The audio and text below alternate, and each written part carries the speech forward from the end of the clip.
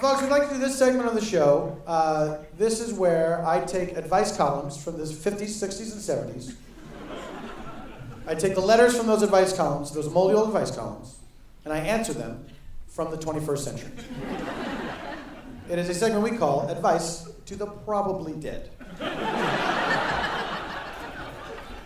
Our first letter comes to us from June of 1968. Letter number 1, June of 1968, letter number 1. There is a swinger who moved into our apartment building recently. She lives on our floor, and ever since she has moved in, my husband wants to empty the trash all the time. She's big, blonde, and buxom, and I've never seen her in anything but a Japanese kimono. I used to beg my husband to take out the garbage. Now he goes around the house looking for waste paper baskets to take to the incinerator room.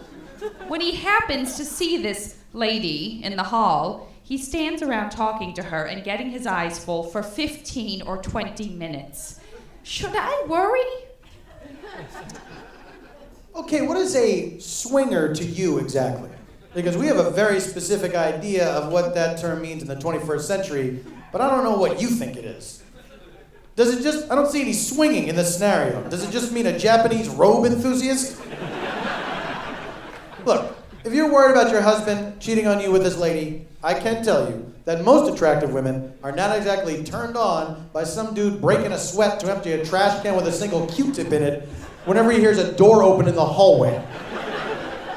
So I wouldn't worry he's actually going to get anywhere. What I would worry about is this woman's penchant for hanging around apartment building incinerators. What's she doing there? I think you have bigger problems than your husband filling his eyes. Kind of a gross phrase, by the way. We don't say that anymore. This lady sounds like she's up to something. Something that involves lots and lots of burning. She probably just wears the kimono because incinerating evidence is sweaty work. Or maybe she's incinerating chunks of corpses, I don't know. If your husband keeps interrupting her chores, he probably won't be your problem anymore.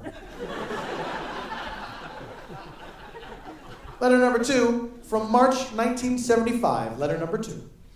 Our daughter, very much against the wishes of her mother and me, moved out of our home to live with the boy she'd been going with for about a year. After living together for 2 years, which they did openly, they decided to get married.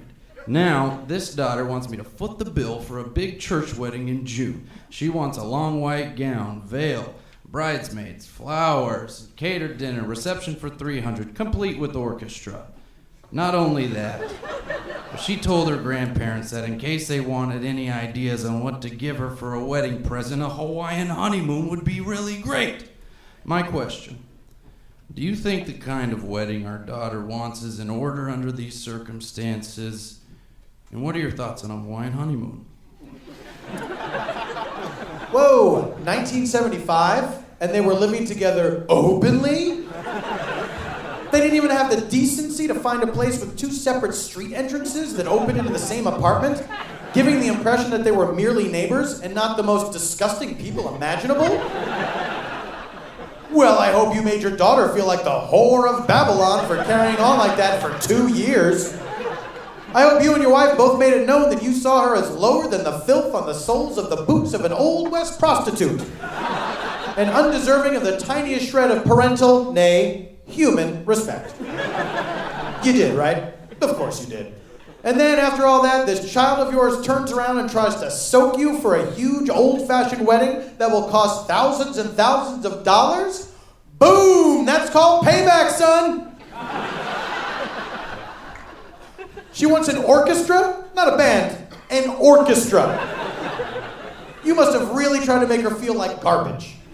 And I'm assuming the grandparents are getting burned for a Hawaiian honeymoon because they are even more old-timey than you and probably didn't like the boyfriend because he was Lutheran or something.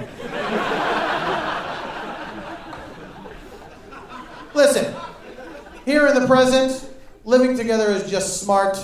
It's practical. You find out if you're able to coexist with someone in the same space rather than just assuming it's all going to be fine because of an oppressive societal demand.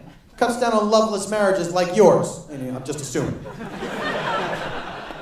So just shut up and pay up to legitimize your daughter. Oh, and my thoughts on a Hawaiian honeymoon? It's awesome.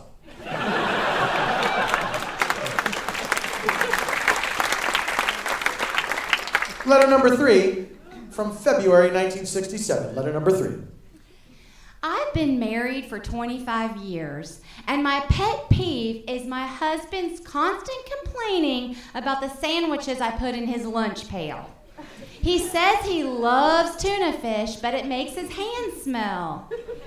He doesn't like pork products, and he says peanut butter gives him a pain between his shoulder blades. He also says he is sick of eggs and cold cuts, and chicken and turkey are too dry. Yesterday he came home and said a fella had a Canadian bacon sandwich and it looked real good. So this morning I put one in his lunch pail. Well, he came home tonight and said he found out Canadian bacon was ham and he hates ham. Do you have any ideas? My man is driving me nuts. Okay, at first, when I heard about how the tuna fish makes his hands smell, I thought maybe you needed sandwich making lessons.